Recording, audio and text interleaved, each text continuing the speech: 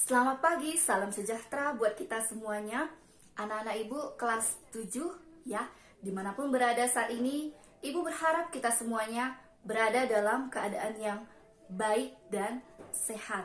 Nah, bertemu lagi hari ini dengan ibu ya, dalam mata pembelajaran prakarya untuk materi lanjutan kita hari ini, yaitu mengenai bab yang kedua, yaitu kerajinan tekstil. Nah, ibu berharap anak-anak ibu semuanya masih semangat, memiliki motivasi yang tinggi untuk mengikuti pembelajaran kita. Nah, adapun tujuan dari pembelajaran kita kali ini adalah agar kita bisa memahami apa itu pengertian daripada kerajinan tekstil, ya, jenis-jenis daripada kerajinan tekstil, dan fungsi serta prinsip daripada kerajinan tekstil. Nah, berikut ini kita akan bahas satu persatu. Baik, terlebih dahulu kita masuk kepada pengertian kerajinan tekstil. Nah, setiap kita pasti sudah pernah mendengar kata tekstil. Nah, tekstil adalah segala yang berbau tentang kain, ya. Nah, dunia kain, tekstil itu adalah dunia kain. Nah, kalau dikatakan kerajinan tekstil, ya, kerajinan itu adalah prakarya atau satu produk yang dihasilkan dari sebuah kegiatan yang memicu sebuah kreativitas. Nah, jadi kerajinan tekstil adalah satu produk yang dihasilkan, ya, atau yang dikerjakan oleh seorang atau beberapa orang yang berbahan atau mengambil bahan dasarnya itu dari jenis kain. Baik, kita masuk kepada fungsi daripada tekstil, ya. Di sini ada 4 buah fungsi daripada kerajinan atau produk tekstil yang diciptakan. Nah, yang pertama yaitu sebagai fungsi penghias. Nah, di sini fungsi penghias adalah fungsi daripada karya atau produk tekstil itu yang kegunaannya adalah sebagai hiasan, ya. Contohnya itu yaitu pada hiasan dinding. Nah, hiasan dinding ini biasanya sering kita temukan itu dalam bentuk sulaman, ya, sulam kain yang kita sulam kemudian dibingkai dan dijadikan hiasan dinding, ya. Kemudian fungsi yang kedua yaitu fungsi tekstil sebagai benda pakai. Nah, di sini fungsi tekstil sebagai benda pakai adalah produk atau kerajinan yang dihasilkan, yaitu kegunaannya atau tujuannya untuk dipakai. Nah, contohnya itu yaitu busana atau pakaian kita sehari-hari, tas, ataupun aksesoris kita yang biasa kita gunakan dalam keseharian. Nah, itulah fungsi tekstil sebagai benda pakai.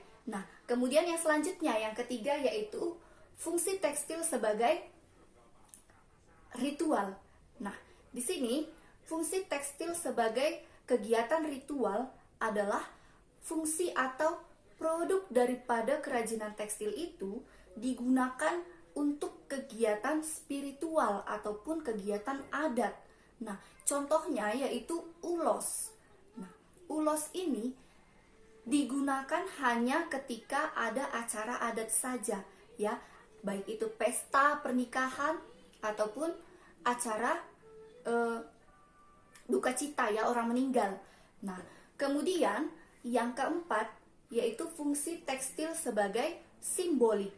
Nah, di sini fungsi tekstil sebagai simbolik juga sangat dekat kaitannya dengan kegiatan spiritual yang berupa simbolik, ya. Nah, ini contohnya ada terdapat pada tapestri, tenun, dan batik. Nah, ketiga contoh daripada produk kerajinan tekstil ini digunakan sebagai simbol atau kegiatan adat ataupun satu budaya di satu daerah. Nah, inilah dia fungsi simbolik daripada tekstil. Nah, jadi keempat fungsi daripada tekstil ini ya sangat bervariasi daripada jenis, pembuatan, dan daerah asal. Selain itu, tekstil juga memiliki tujuan atau fungsi yang lain, yaitu sebagai fungsi hias dan sebagai fungsi pakai. Nah, kedua fungsi ini sangat erat kaitannya dan berkesinambungan. Boleh kita lihat pada contoh 3 gambar berikut ini ya. Ada 3 gambar yang saya sajikan. Nah, dari ketiga gambar ini dapat kita bedakan nantinya bagaimana dikatakan tekstil itu sebagai fungsi hias dan bagaimana dia dikatakan sebagai fungsi pakai. Nah, coba perhatikan gambar yang pertama. Gambar yang pertama ini adalah gambar sebuah kain putih polos, ya. Nah, jadi kalau kita amati, apakah fungsi daripada produk atau bahan tekstil yang ada di sini?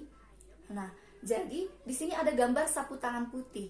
Nah, ketika sapu tangan ini masih polos berwarna putih, maka kita biasanya hanya menggunakan sebagai sapu tangan atau untuk sebagai lap ya, lap di rumah. Nah, kemudian perhatikan gambar yang kedua. Nah, ketika kita sudah menghias atau kain tersebut sudah diberikan sedikit ornamen ya, misalnya sulaman bunga kecil ya, ataupun hewan dan sejenisnya yang kita suka. Nah, ketika sudah ada sedikit gambarnya dan warnanya, pasti kita sudah mengganti fungsinya. Nah, tapi tetap saja mungkin biasanya lap yang polos itu hanya digunakan di rumah, gambar yang pertama, dan gambar yang kedua kita sudah mulai menjadikannya sebagai sapu tangan yang kita bawa pergi jalan-jalan atau kemanapun ya. Nah, kemudian coba perhatikan yang ketiga. Gambar yang ketiga, di sini ornamen ataupun pola daripada si kain ini sudah lebih bervariasi ya. Dari segi bentuknya, bentuk gambarnya, bunganya sudah penuh, kemudian banyak warna. Nah, setelah kita jadikan seperti itu ya, kita jadikan lebih bervariasi, maka fungsi daripada si kain ini sudah bisa menjadi 2. Bisa kita gunakan sebagai fungsi pakai ya, sebagai sapu tangan kita sehari-hari. Nah, walaupun mungkin agak sayang ya kita rasa ya, karena sudah terlalu cantik. Nah, yang kedua, bisa fungsinya kita buat sebagai fungsi hiasan. Kita berikan bingkai dan kita pajang di rumah. Nah, disitulah dia bedanya kerajinan daripada tekstil tersebut bisa dibuat menjadi fungsi pakai dengan fungsi hias. Baik, sekarang kita masuk kepada prinsip daripada fungsi hias dan fungsi pakai dari kerajinan tekstil.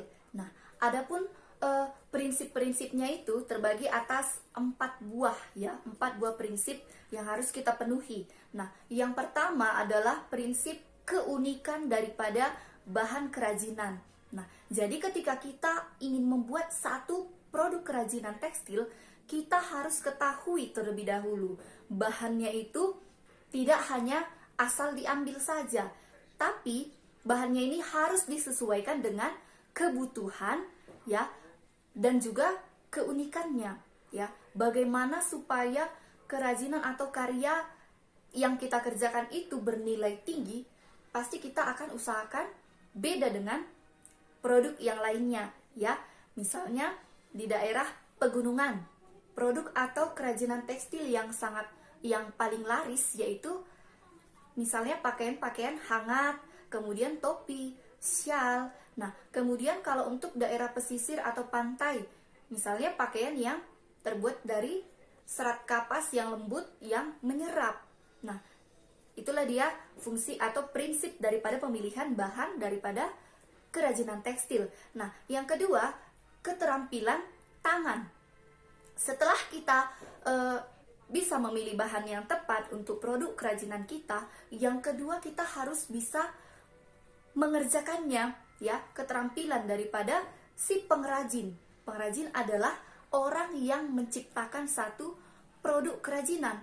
Nah, jadi kita harus mengutamakan kualitas dari segi ke kekuatan bahan yang kita ciptakan, keindahannya, kemudian fungsinya yang paling utama ya. Baik, yang ketiga yaitu unsur estetik. Nah, apa itu unsur estetik? Unsur estetik dalam karya kerajinan atau karya seni merupakan unsur yang mengandung nilai-nilai keindahan, kemudian proporsional, dan keunikan. Nah, jadi satu karya atau produk kerajinan itu harus memiliki variasi yang berbeda dengan kerajinan atau karya yang tidak termasuk karya seni. Nah, kemudian apa saja itu unsur-unsur estetik? Nah, unsur estetik biasanya itu adalah ditentukan oleh pola, warna, bentuk, serta dimensi. Boleh dimensi 2 dimensi ataupun pola 3 dimensi. Nah, unsur ini sangat penting untuk mendukung satu keindahan daripada atau nilai estetik kerajinan. Nah, kemudian yang keempat adalah fungsi ornamen ataupun hiasan atau unsur ornamen maupun hiasan. Nah, di sini ornamen sangat dibutuhkan sebagai touching atau sentuhan akhir daripada pekerjaan kita. Nah, ketika kita sudah membuat satu produk atau karya kerajinan dari tekstil, kita harus membuat hiasan. Misalnya, kita membuat satu tas ya, tas pesta. Nah, tas pesta ini biasanya yang membedakan dengan tas kita sehari-hari, biasanya tas pesta ini lebih terlihat glamor ya, glamor dalam artian dia lebih mewah. Dia ada hiasan-hiasan tambahannya. Misalnya boleh kita tambahkan dengan manik-manik, pita, glitter, ataupun permata-permata, sehingga menjadikan tas tersebut berbeda dengan tas yang kita gunakan sehari-harinya. Demikianlah penjelasan daripada materi kita mengenai kerajinan tekstil, fungsi pengertian serta prinsip daripada kerajinan tekstil. Nah, jika ada anak-anak ibu yang belum paham atau ada yang mau ditanyakan, saya persilahkan langsung dikomentari di grup belajar kita. Untuk penugasan kamu, ya, di sini saya ada berikan beberapa gambar, ya, gambar daripada produk tekstil. Nah, jadi dari gambar berikut ini, kamu tentukan yang manakah benda tersebut yang benda tekstil itu yang memenuhi fungsi hias ataupun fungsi pakai. Jadi antara fungsi hias dengan fungsi pakai, kamu tentukan dari ke-6 gambar yang ada di samping ini. Nah, jadi sekian dulu pertemuan kita untuk hari ini. Ibu berharap anak-anak ibu tetap semangat belajar, tetap menjaga kesehatan, dan jaga kebersihan. Terima kasih, selamat pagi.